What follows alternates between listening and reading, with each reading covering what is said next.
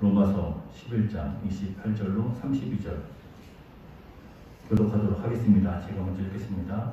복음으로 하면 그들이 너희로 말미암아 원수된 자요 택하심으로 하며 조상들로 말미암아 사랑을 입은 자라.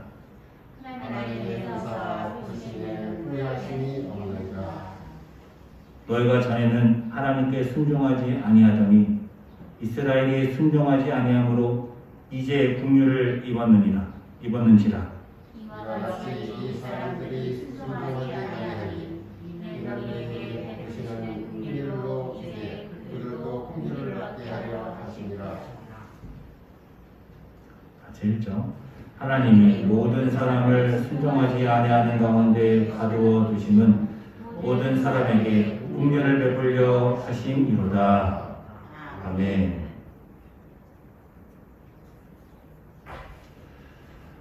사역을 하면서 성도님들과 교제하는 가운데 성도님들이 생각보다 신학에 관심이 없다는 걸 알게 돼요. 왜 성도님들은 신학에 관심이 없을까? 신학이라는 것이 어려워서 그럴 수도 있고, 그리고 목사의 설교를 믿기 때문에, 그대로 받아들이기 때문에, 그래서 또 신학에 관심이 없는 것은 아닌가, 그런 생각을 하게 됩니다.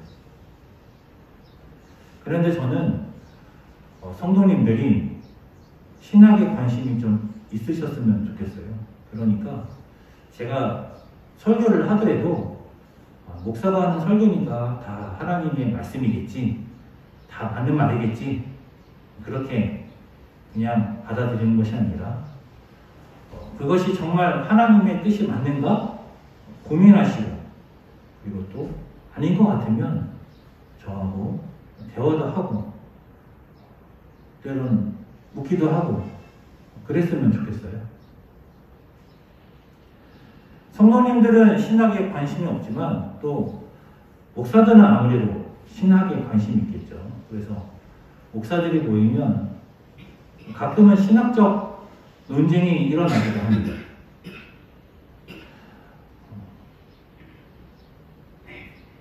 어제 목사님들과 그저께 목사님 세 분과 잠깐 식사도 하고 차도 마시고 교제하는 기회가 있었어요. 목사님들과 교제하는 가운데 신학 얘기가 좀 나온 거예요. 그래서 구원이 뭔지, 복음이 뭔지, 또 은혜와 율법, 믿음과 행위, 이게 무슨 관계인지, 이런 얘기들을 하시더라고요. 제가 함께 식사하고 교제하던 목사님들이 다 연세들이 많은, 나이 차이가 많이 나는 그런 선배 목사님이었거든요. 입이 막 근질근질한데 말하면 좀 그런 것 같고, 그래서 참았습니다. 하고 싶은 말은 많았지만 그래도 그냥 열심히 듣기만 했습니다. 왜냐하면 로마서 말씀을 통해서 좀 더 구원이 무엇인지, 복음이 무엇인지, 복음과 율법, 믿음과 순종, 이게 무슨 관계인지 좀 더 분명하게 알게 되었다고 생각을 해서 그런 것들을 좀 나누고 말하고 싶었는데 그러면 안 될 것 같아서 꼭 참았습니다. 그러면 복음이 뭐냐? 복음과 율법은 무슨 관계냐? 믿음과 순종은 무슨 관계냐? 복음과 율법이 대립하는 것이냐? 믿음과 순종이 대립하는 것이냐?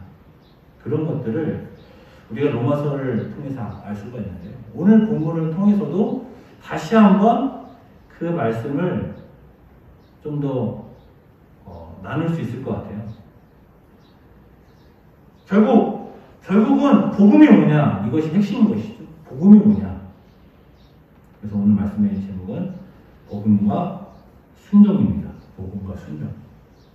오늘 말씀을 통하여 복음이 무엇인지 좀 더 우리 안에 우리가 깨닫는 좋은 시간이 될 수 있기를 소망합니다.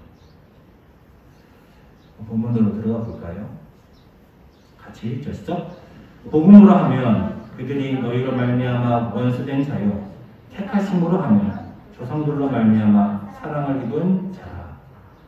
복음으로 하면 여기서 그들은 유대인들이죠. 유대인들. 민족적 유대인들.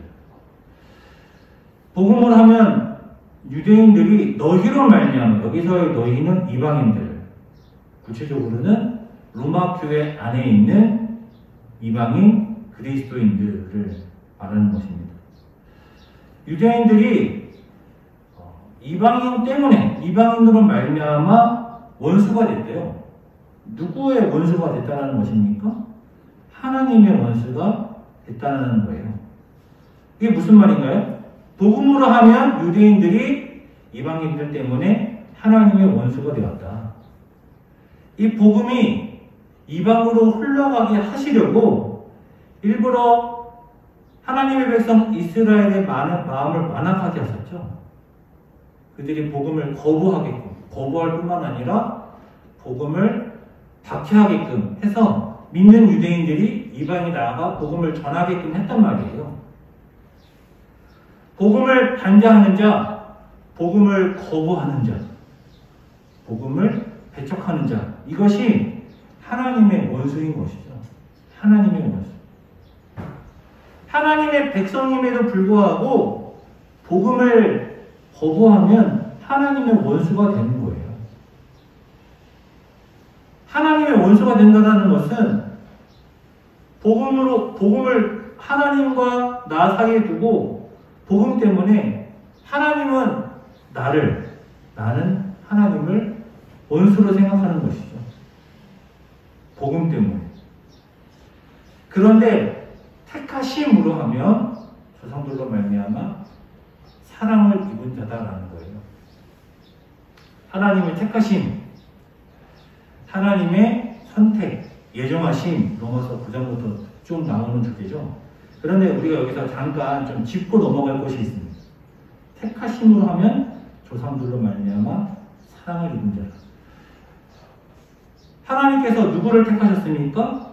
아브라함을 택하셨어요.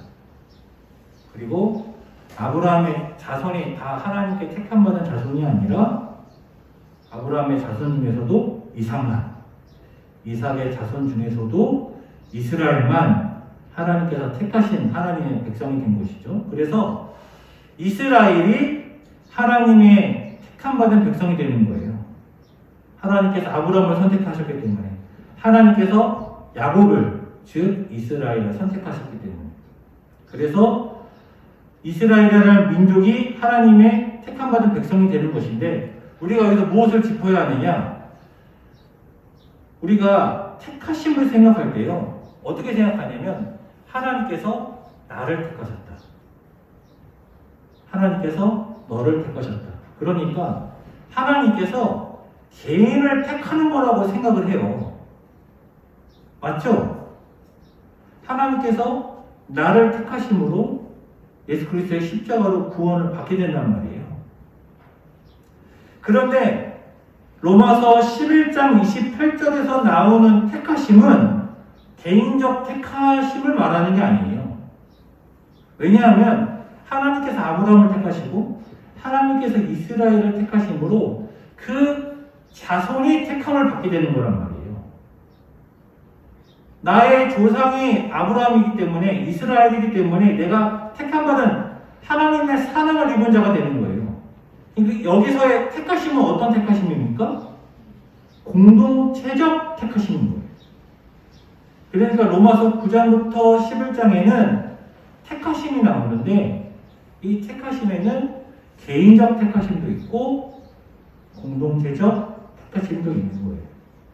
하나님께서 이방인을 공동체적으로 택하셨다, 이건 좀 이상하잖아요. 하지만 유대인들은, 이스라엘은 공동체적으로 택하신 것이죠. 그래서 복음 때문에 하나님의 원수가 되지만 그들이 넘어지기까지 그렇게 완악하게 되는 건 아니란 말이에요. 그래서 29절에서 뭐라고 하느냐 같이 읽으시죠. 하나님의 은사와 부르심에는 후회하심이 없느니라. 하나님의 은사와 부르심. 하나님의 은사와 부르심에 후회가 없다라는 것이 무슨 말이냐. 세 번역을 보니까 하나님께서 주시는 고마운 선물과 부르심은 차례되지 않습니다. 쉬운 성경을 보니까 하나님께서는 선물을 주시고 부르신 후에 부르는 법이 없습니다. 그러니까 로마서 11장 29절의 말씀은 무엇입니까? 하나님의 은사와 부르심에는 후회하심이 없다라는 게 무슨 말인가요? 하나님께서 이스라엘을 택하셨는데 이방인의 구원 때문에 하나님께서 그들을 완악하게 하셨다 할지라도 하나님의 부르심이, 하나님의 택하심이 후회되지 않는단 말이에요. 처리되지 않는단 말이에요. 모르게 된 게 아니라는 거예요. 그래서 이 앞에서 뭐라고 했습니까? 하나님께서 이방인들을 구원하시기 위해 잠깐 유대인들을 완악하겠지만 충만한 수가 차면 하나님의 백성 유대인들, 택함받은 하나님의 백성들이 다시 구원함을 받게 될 것이다. 그런 말을 하게 되는 것이죠. 30절 말씀 같이 읽으시죠. 너희가 전에는 하나님께 순종하지 아니하더니 이스라엘이 순종하지 아니하므로 이제 긍휼을 입었는지라. 오늘 말씀의 제목이 복음과 순종인데요. 저는 이제 이 단어를 제목으로 삼고 싶었어요. 이제. 바울이 로마서를 쓸 때 너희가 전에는 하나님께 순종하지 아니하던 쓰던 가운데 이스라엘이 순종하지 아니함으로 이제, 이 이제라는 단어를 쓸 때 바울이 소름 돋지 않았을까? 그런 생각이 들어요.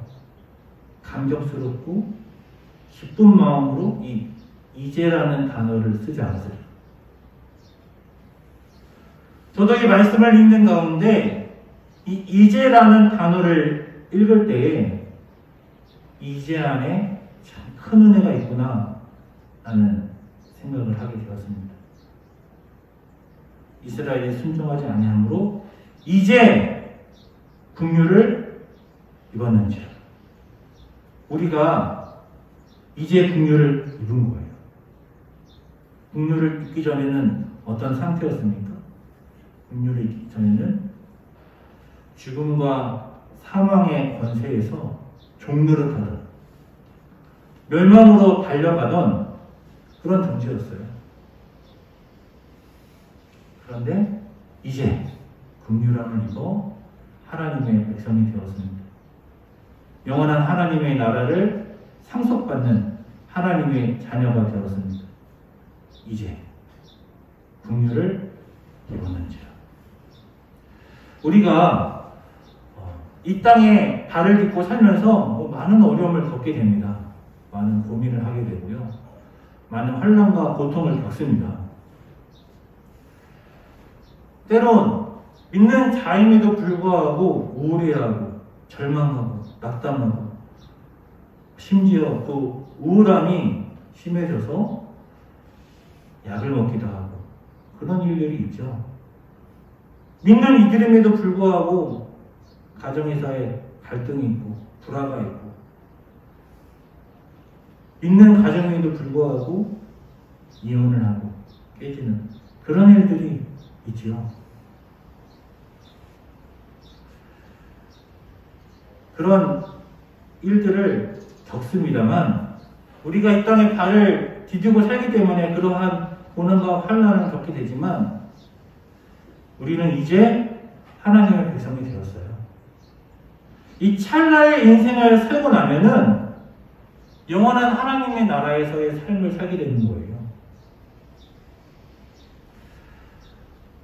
우리 교회 그리고 또 개인적인 저하고도 특수 관계에 있는 가정교회 이대신 목사님 사모님이 돌아가셔서 제가 그 빈소를 오랫동안 있었습니다. 약간 상주는 아니지만 준상주다 그런 마음으로 꽤 오래 거기에 있었어요. 우리가 죽음을 전혀 생각하지 않다가 그런 장례식에 가게 될 때 죽음을 깊이 생각하게 됩니다. 위로 예배, 장례 예배, 입관 예배, 하관 예배, 그러한 장례 절차에 따라서 죽음에 대해서 깊이 생각하게 돼요. 죽음을 생각한다, 이렇게도 생각할 수 있겠죠. 내가 죽으면 어떻게 장례를 치를까? 매장을 할까? 납골을 할까? 화장을 할까? 어떻게 장례를 치를까? 이렇게 생각하는 것도 죽음을 생각하는 것일 수도 있지만, 죽음을 생각하면 가장 먼저 드는 생각은 무엇입니까? 죽음을 생각하면요, 공허함과 허무함을 생각하게 되는 거예요. 제가 지난 수요일에도 말씀드렸던 이야기인데요. 6월 29일은 삼풍백화점이 무너진 날입니다. 1995년 6월 29일에 삼풍백화점이 무너졌어요. 거기서의 생존자가 인터뷰한 내용을 듣게 되어서 말씀을 드렸는데요. 19살에 삼풍백화점이 무너지는 걸 경험한 거예요. 무너지는 건물에 있다가 안 무너진 건물로 탁 넘어가는데, 넘어가는 순간 삼풍백화점이 무너져서 그 파편의 등에 큰 부상을 입었대요. 생과 사를 넘어가는 그 순간을 겪었고, 그리고 죽음의 참혹함을 목격하여 또 살아있는 이들의 놀람을, 쇼크를 또 경험하게 된 것이죠. 19살에 그 일을 겪고 26년이 지났는데요. 26년 동안 늘 그때 죽었어야 됐는데 라고 생각했대요. 왜냐면 정신적 트라우마가 너무 심해서. 어떤 정신적 트라우마냐? 인생의 공허함, 허무함을 알게 된 거예요. 왜 살지? 사람이 이렇게 쉽게 죽는데 왜 살지? 내가 대학 가려고 사는 건가? 직장 가려고 사는 건가? 돈 벌려고 사는 건가? 왜 사는 거지? 그냥 사람은 죽는 것인데. 죽음을 생각하면 허무함과 공허함을 생각하게 되는 것입니다.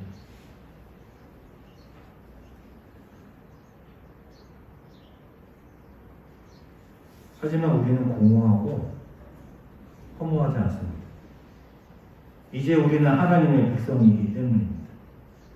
티끌과 같은 존재이지만 하나님의 자녀가 되었습니다. 우리는 영원히 하나님과 동행하는 삶을 살게 될 것입니다. 같이 읽죠, 시작. 이와 같이 이 사람들이 순종하지 아니하니 이는 너에게 베푸시는 긍휼로 이제 그들도 긍휼을 얻게 하려 하십니다. 이제라는 단어가 또 나오죠.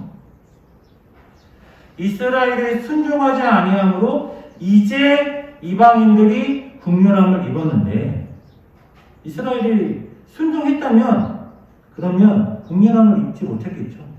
하지만 이스라엘이 순종하지 아니함으로 이제 이방인들이 긍휼함을 입었는데, 이와 같이 이 사람들이 순종하지 아니한 이는 너에게 베푸시는 긍휼로, 이방인을 향한 긍휼로 이제 그들도, 유대인들도 긍휼함을 얻게 된다. 자, 오늘 본문 마지막 절입니다. 같이 읽으시죠. 하나님이 모든 사람을 순종하지 아니하는 가운데 가두어 두심은 모든 사람에게 긍휼을 베풀려 하심이로다.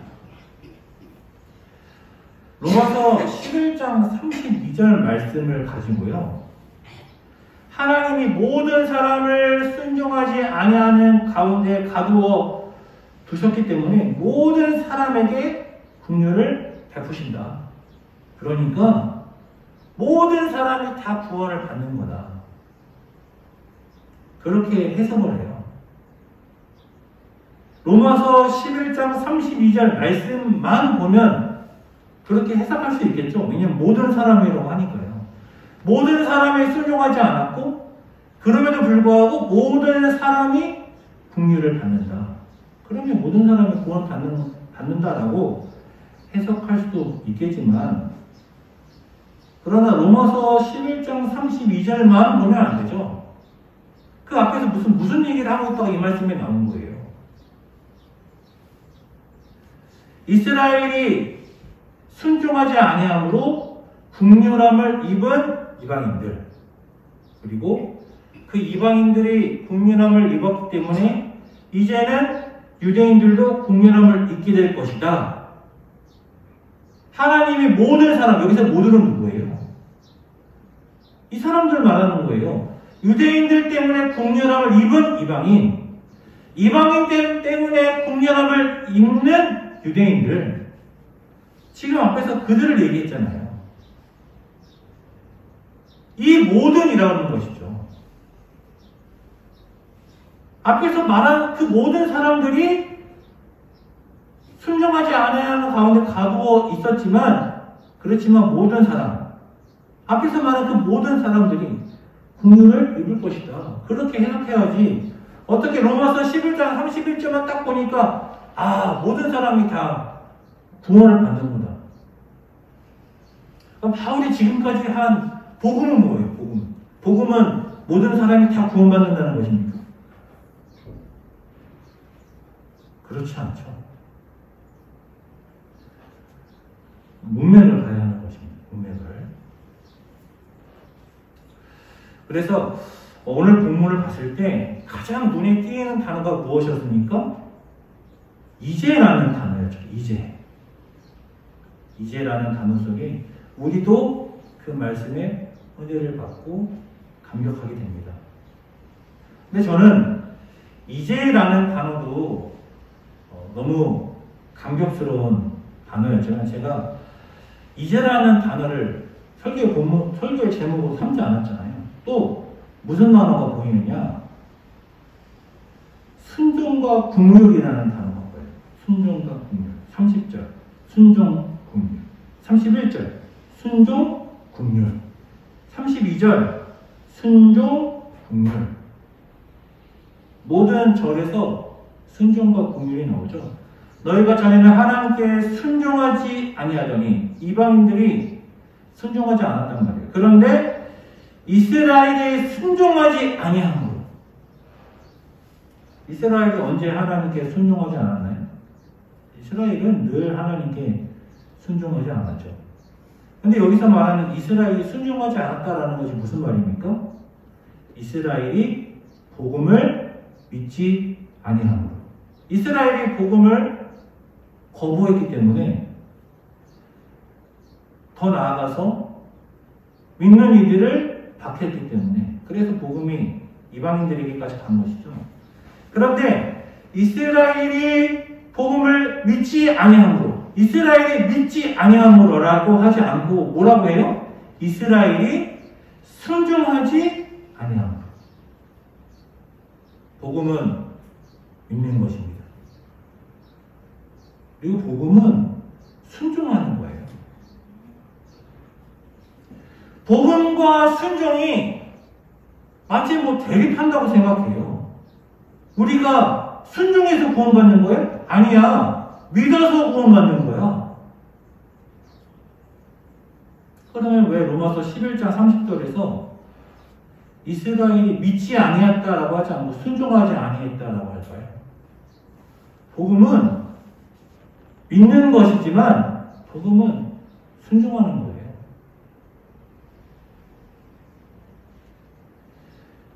구원은 어떻게 받습니까? 구원은 믿고 순종하여 받는 거예요. 이스라엘이 순종하지 아니했다라고 하잖아요. 복음은 복음을 믿고 순종하여 구원을 받는 것입니다. 그리고 또 어떻게 구원을 받는 것입니까? 구원은 하나님의 긍휼로 구원을 받는 것입니다. 자, 그러면 긍휼과 또 순종은 이게 같이 있는 단어가 맞나? 생각이 드는데요. 넘어가 보죠. 이와 같이 이 사람들이 순종하지 아니하니 이는 너희에게 베푸시는 긍휼로 이제 그들도 긍휼을 얻게 하려 하십니다. 하나님께서 이방인에게 긍휼을 베푸심으로 구원을 받은 것이죠. 그리고 그들도, 유대인들도 하나님께서 긍휼을 베푸심으로 구원을 받게 되는 거예요. 하나님이 모든 사람을 순종하지 아니하는 가운데 가두어 두신 모든 사람에게 긍휼을 베풀려 하십니다. 순종해서 구원을 받는데 하나님의 긍휼로 구원을 받는다. 분식집에서 밥을 먹고 있었습니다. 분식집 사장님이 굉장히 젊은 분이더라고요. 작은 분식집에서 이제 밥을 먹는데 옆 테이블에 계신 아주머니가 사장님을 아는 분인가 봐요. 그래서 이제 그 젊은 사장님과 또 손님으로 계신 아주머니가 대화를 하는데, 그런데 이런 얘기를 하는 거예요. 사장님한테 그 아주머니가 교회 다녀? 교회 다녀? 그러는 거예요. 그래서 이 아주머니가 교회를 다니시나 보네. 지사님인가? 권사님인가? 관심이 일단 가더라고요. 그렇다고 뭐 묻지는 않았습니다. 그냥 가만히 저는 밥을 먹었습니다. 교회 다녀? 그랬더니 그 이제 젊은 사장님이 뭐라고 하냐면, 안 다녀요. 저는 저를 믿어요. 그러더라고요. 저는 저를 믿어요. 어떤 사람은 난 나를 믿는다. 어떤 사람은 나는 내 주먹을 믿는다. 어떤 사람은 나는 내 머리를 믿는다. 내 힘을 믿는다. 내 돈을 믿는다. 내 능력을 믿는다. 내 백을 믿는다. 믿는 구석이 있는 것이죠. 사람은 혼자 못 사니까요. 무엇인가를 믿고 무엇인가를 의지하는 거예요. 하나님의 백성은 누구를 믿는 것입니까? 하나님의 백성은 하나님을 믿는 것입니다. 하나님의 백성은 나를 믿지 않아요. 내 능력을 믿지 않아요. 내 머리를 믿지 않아요. 내 주변에 있는 사람들을 믿지 않아요. 하나님을 믿는 거예요. 하나님만 의지하는 거예요. 나는 하나님의 긍휼하심으로, 나는 하나님의 은혜로, 사랑으로 구원을 받는다. 그러한 철저한 종속관계에 자기를 두는 거예요. 아무것도 믿지 않고 아무것도 의지하지 않고 오직 하나님만 믿고 의지하는 거예요. 하나님의 긍휼을 구하는 거예요. 그러면 순종하게 되는 겁니다. 자기를 믿는 사람은 누구에게 순종하겠어요? 자기에게 순종하는 거예요. 돈을 믿고 의지하는 사람은 돈에 순종하는 거예요. 내가 믿고 의지하는 존재에게 순종하게 되어 있어요. 내가 무엇을 의지하느냐, 내가 무엇을 추구하느냐, 내가 무엇을 바라느냐, 나는 무엇을 위해 살아가느냐, 그것을 향해 내 거를 바치는 거예요. 내 모든 것을. 그래서 긍휼과 순종은 당연히 같이 있는 거예요. 하나님을 의지하는, 하나님께 굴복하는, 하나님께 항복하는, 그러니까 복음은 믿는 것이고요. 복음은 굴복당하는 거예요. 복음 앞에 우리는 항복하는 거예요. 그래서 우리는 복음에게 순종하게 되는 거예요. 아무것도 믿지 않고 하나님을 믿는다면, 아무것도 의지하지 않고 하나님만 의지한다면, 그러면 하나님께 순종하게 되어 있습니다. 그래서 복음은 순종하는 거예요.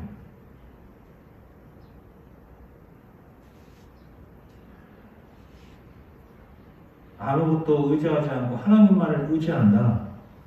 나라는 존재를 알게 되면 그것 또한 가능한 것입니다. 티끌과 같은 존재, 공허한 존재, 찰나의 인생을 살아가는 존재, 아무것도 아닌 존재. 오늘 죽을지 내일 죽을지 모르는 존재. 그것이 우리 아닙니까? 언제 죽을지도 모르는 나약한 그런 존재가 우리입니다. 그렇게 나를 알고 하나님을 믿으면 하나님을 의지하게 되는 것이죠. 나는 티끌과 같고 찰나와 같은데 하나님은 전지전능하시고 영원하시잖아요. 그 관계 속에서 하나님을 당연히 의지하게 되는 것 아니겠습니까? 나라는 존재를 알게 되면 겸손해지는 것이고 하나님을 의지하게 되면 순종하게 되는 줄로 믿습니다.